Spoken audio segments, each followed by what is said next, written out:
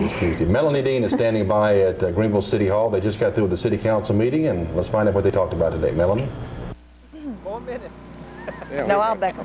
Well, thank you very much, Randy and Cheryl. We are live at City Hall. It is Ice Storm 94, the Delta disaster, entering day 6. And, of course, the city has not been slow. They've been out and about working on clearing the limbs, trying to restore city services to the citizens of Greenville.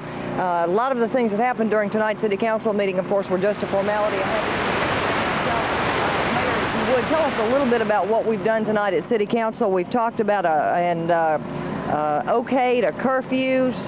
They've okayed your action as far as getting a disaster request to the governor. Tell me a little bit about what was done tonight. Well, what it is, the City Council ratified the mayor's actions on the curfew and on the letter requesting that the city of Greenville be declared as disaster. And that went, it was fine.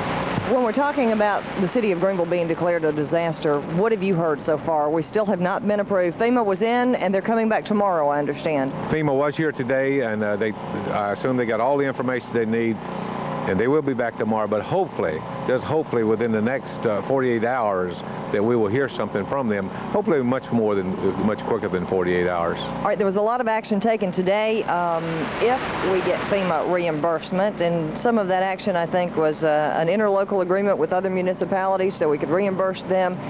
What are some of the things that FEMA provides for?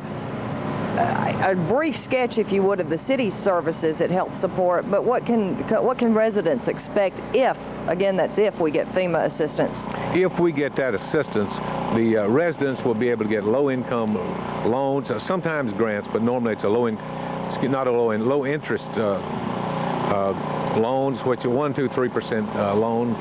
The city will be paid for its overtime, but not by its regular duties out there. And they will pick up the rent on equipment. They will pick up rent on anything, really, and the overtime. That's basically, and that covers most everything. All right, it is day 6 of the disaster, and it is day 3 of a city curfew. Tell me a little bit about what that curfew is. It's for the unlit areas, and I guess that'll drop back every day. It is for the unlit areas, and as the city becomes more lighted, the curfew area becomes smaller. That is from 10 o'clock in the evening till dawn in the morning, which is around 6 o'clock in the morning. All right, how has it worked so far, Mayor? It's worked excellent. The chief has had a tool to work with. He will go out there and he'll tell a person to go home the first time. The second, he takes him down to the jail for 6 hours.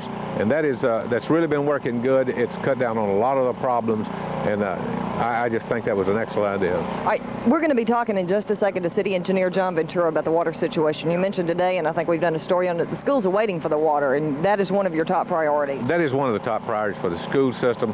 We don't want to hold the schools up, but the schools have got to have good water.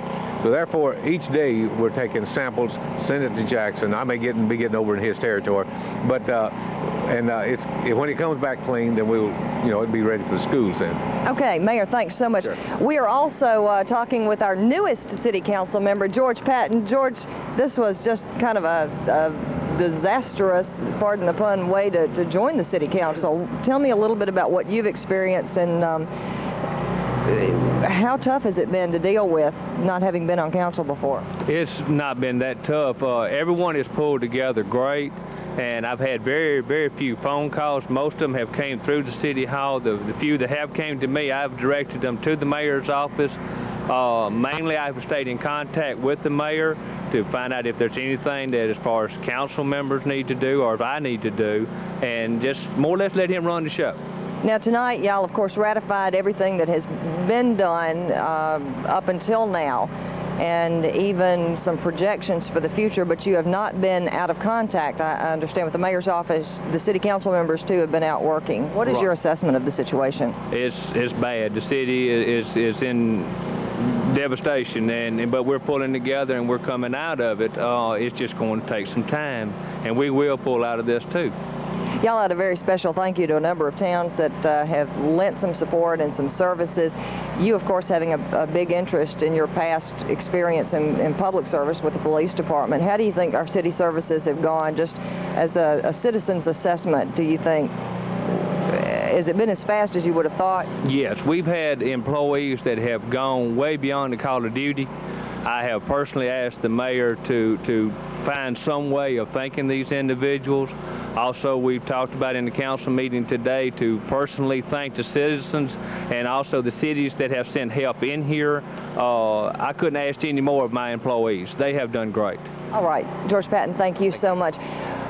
One of the biggest problems that the city of Greenville has had, I guess power has been out, and that's the biggest problem they're facing. But when you lose your water too, it's just like, what else can come next? City engineer John Ventura, the man that took our water from us, no, seriously, he's the man that's trying to restore the water services to the city, and you run into another problem, and that is sewerage. Right, we've got our water pressure up because we've got most of our wells up. We're trying to support the emergency services, the hospitals, and to keep our access open and streets and what have you. But our next problem is now that everybody's got water, we've got to get the sewer out of the city. We had a problem at the wastewater treatment plant when we first started. We solved that problem. We got power back on.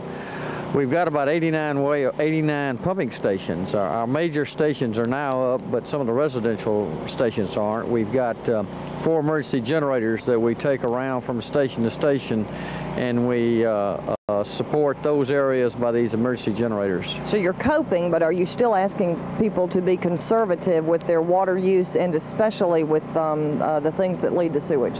That's correct. We would like to be conservative. Right now, we know of no real problem. Anytime we hear of a problem area, we run a emergency generator out there. We pump that station down, and so far we've been keeping up pretty well. All right, if we want to come to it, this is really your first time to have to deal with a federal emergency declaration, which of course we have not gotten yet. You're working on that. What are the things that FEMA is going to be working with you on if we get that through? And I understand things came out tonight that were kind of a surprise. FEMA would help support rental of chainsaws, but you can't buy them. What are some of the equipment supplies that you're having to buy that we will or will not be reimbursed for? Well, some we just had to buy. I mean, we needed the chainsaws, we needed some of the backhoes, we need some of the equipment, but we're going into lease purchase agreements if we can. Real quickly, what kind of cost is it tallying up to? I think the mayor said it's going to run around $2 million, and I think he's pretty close. All right, thank you very much, Mr. Ventura, and best of luck in getting the city services back online. Thank you for joining us here at City Hall. We're back to you, Randy and Cheryl. And thanks, Melanie. The live truck will be on the road in just a moment, heading to the Salvation Army Soup Kitchen, where we'll bring you a report at 6 o'clock, plus to the Mississippi Emergency Management Office here in Greenville.